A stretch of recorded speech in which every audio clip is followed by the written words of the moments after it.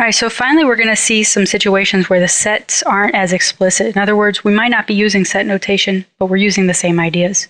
And the first rule you'll learn that will help you count these types of situations is the multiplication principle. So it says anytime you have a situation you want to know, or a process you want to know how many ways it can be carried out, figure out the number of ways each step can be carried out, and then multiply and you'll get the total number of ways it can be carried out. So in this example, we're told a professor has to select 3 different students from his class to complete 3 different surveys. So here the order essentially matters. Like the first person I pick is going to do the first survey, second person I pick is going to do the second survey. So order here is important. So that means picking, say Bobby first versus Bobby second, considered a different outcome.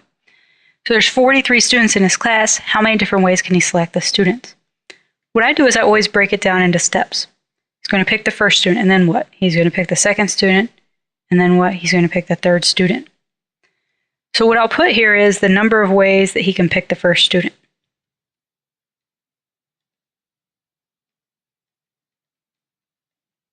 Number of ways to pick the second. Number of ways to pick the third, because I'm taking advantage of that multiplication principle that says I can multiply once I'm done.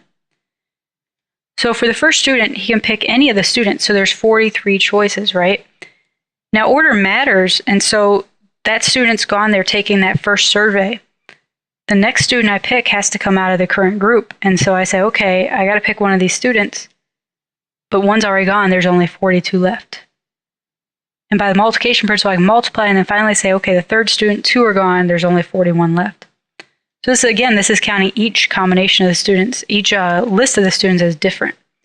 So when I multiply this, I get a very large number, 74,046. So the question is, why is this so large? Does this really make sense? Of course, if there was a different situation, we'll talk about this later, the idea of order mattering, order not mattering, this counting would be different. But here, because it's 3 different surveys, I'm viewing it in this way. And so when you see a large number like this definitely comes up. You've probably seen where people talk about the number of ways that you can make a pizza is in the millions, right? And they're using the multiplication principle to determine that. So there's one example, but this can be applied to many, many, many different types of examples. So let's look at another one. So this one says we're going to have an ID code of 1 capital letter and 2 digits. Will that be enough for 5,000 parking permits? So a very realistic example. Well, let's think about this in terms of steps. Let's say we're generating a code. So the first thing I'll do is I'll pick a letter. So this is the number of ways to pick that letter.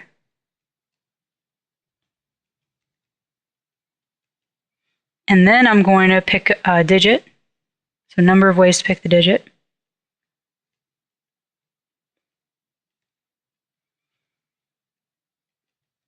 And then I'm going to pick another digit. So there's a number of ways to pick the second digit. Now remember, these aren't the numbers you're picking, they're actually the number of choices you have. So capital letters, well, how many choices would I have with that? A through Z, that'd be 26 choices. And then how many choices do I have for the first digit? Well, 10, right? 0 through 9. Now nothing here said you can't repeat numbers or anything like that, so this would also be 10.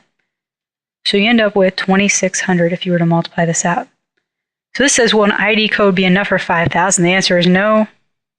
We will only have 2,600.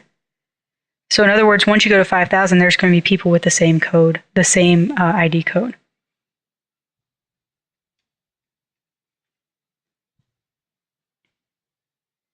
So we would have to either add another digit here, or maybe use lowercase and uppercase.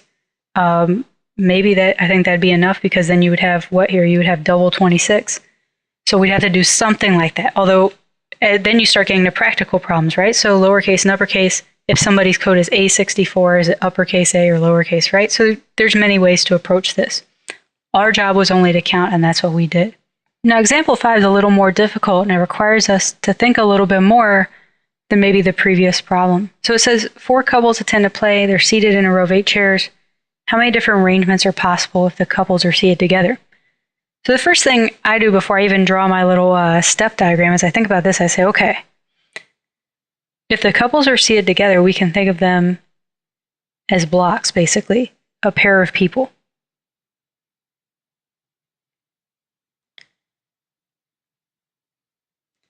Right? And so we're arranging, we can think of it as these 4 couples. So I say, okay, We got 1, 2, 3, 4.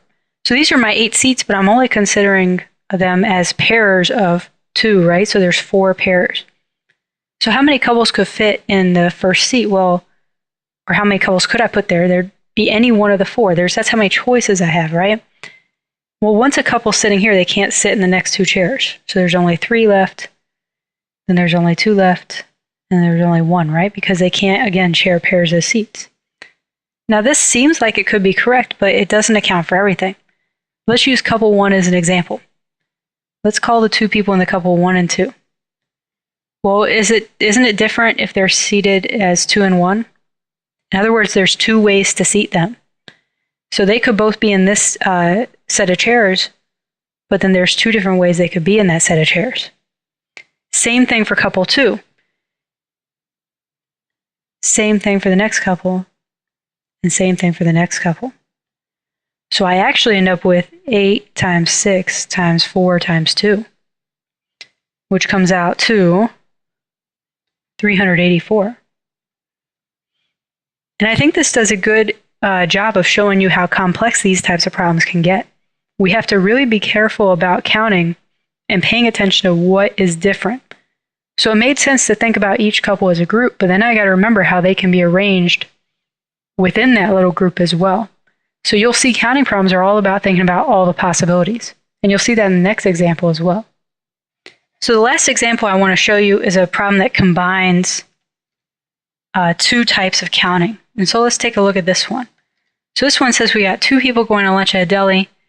They can get a sandwich with a soup or a sandwich with a salad. So there's 8 choices of sandwiches, 3 choices of soup, 6 choices of salad. So how many ways can a sandwich and a soup or a salad be selected? So if you think about it, you're going to pick a sandwich, right? And then you're going to pick a soup. Or, and the reason I'm putting a plus there is or is like a union. Or I'm going to pick a sandwich and then a salad. Now remember, with the inclusion-exclusion principle, usually I have to subtract something, right? But not if they're disjoint. And these 2 choices would be disjoint because you can't pick both a soup and a salad the way this is phrased. You either get a sandwich with a soup or you get a sandwich with a salad.